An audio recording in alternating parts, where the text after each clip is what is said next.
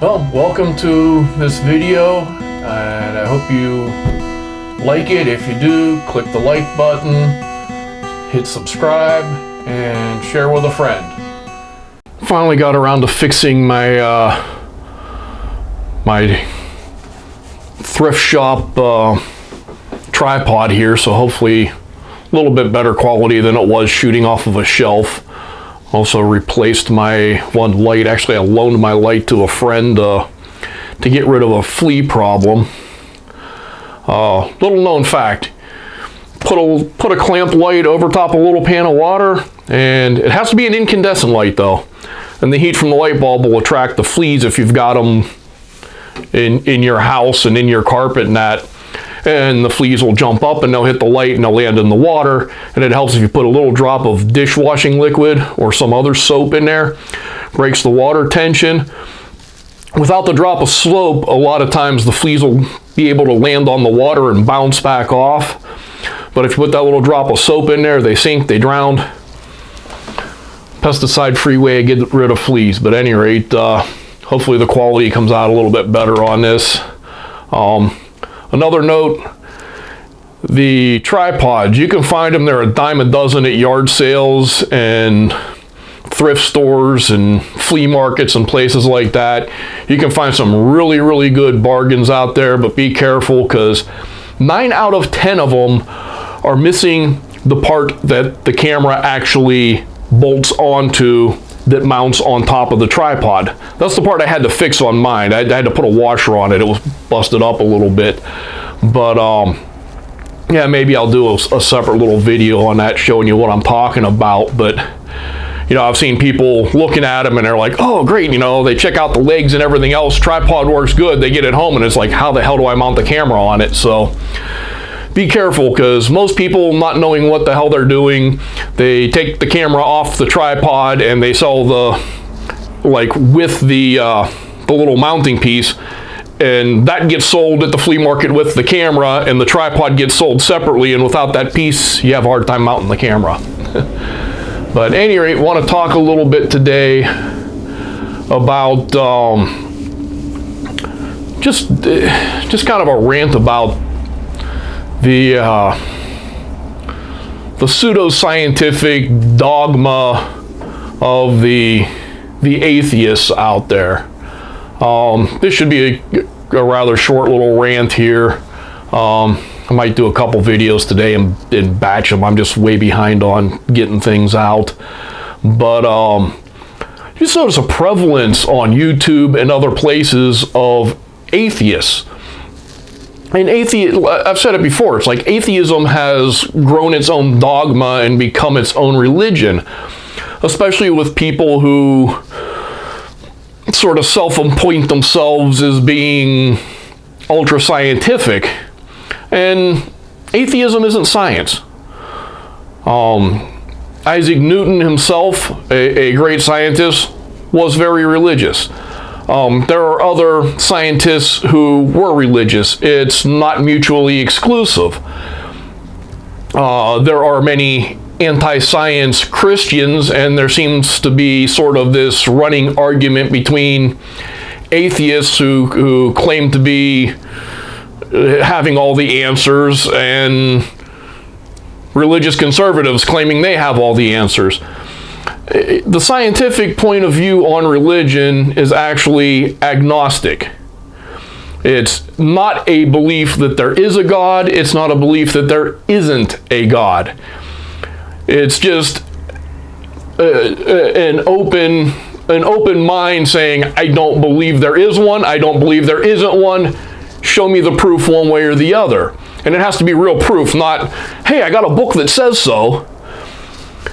And, you know, it's kind of disappointing that, you know, you see so many people out there just, you know, looking to spread their own ideas, and they do it in the name of science, and they've got as much of a dogma about them and their beliefs as the Christians have about theirs. And they're as bad as, you know, the Mormons or the Jehovah's Witnesses going door to door because, you know, they're also out there trying to win converts. You know, it's like they're trying to convert people to atheism. And like I said, you know, they're doing it somehow in the name of science and knowledge, whereas, you know, we don't really have knowledge that there isn't a God or there is a God. You know, it's an open question. It's a matter of people's opinions, not facts.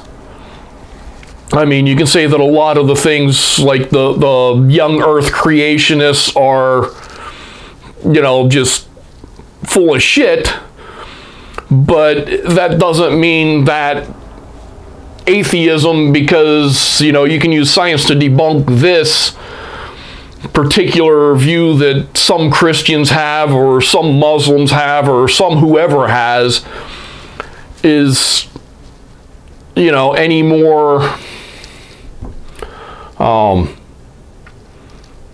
I guess right, for a better sense of the word. I mean, you know, like I said, in the strictest terms, you can disagree with a particular fact or a particular claim being unfactual, but, you know, a lot of these people, it's like they're just on this mission to tear down religion in sort of an evangelical way, which seems really kind of peculiar. You know, it's like, you know, atheist evangelists. I don't get it. You know, I have my own viewpoints. I've thought of putting them out there in a separate channel, but you know, I've always thought my viewpoints are my own, and whether anybody else agrees with me or does not doesn't matter to me one way or the other. I have my reasons for believing what I believe, and, you know, but they're my reasons. I don't care if anybody else agrees with them or not. It just kind of rubs me the wrong way when somebody's like, you know, trying to convert people to being an atheist, and it almost seems like they're trying. I mean, I kind of understand the emotions in a way, but from a logical point of view, because if you step away from whatever religion your friends or family belong to, they tend to try to pull you back and argue with you. So you want to kind of fight against that, arguing against the people who are trying to convert you back. But so I understand that emotion there, and I think everybody who, I mean, even if you change from one religion to another, you kind of got to defend it to the people you broke away from. And it's easy to get defensive, but it seems like people just get locked into this mode where they decide, well, gee, maybe there isn't a God. And then they got to try to convince everybody else who believes in God that there isn't one. It's just, you know, when you pull yourself back away from the situation and you put the emotions aside, it's just not very logical. It all comes back to one of the wisest things I think anybody in the history of humanity ever said.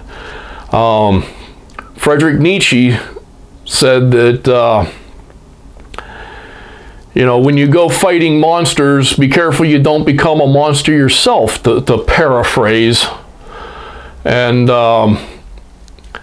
you know, that's what I think a lot of these YouTube and Facebook and other social media platform atheists have become. They've become that evangelical monster that they're trying to fight.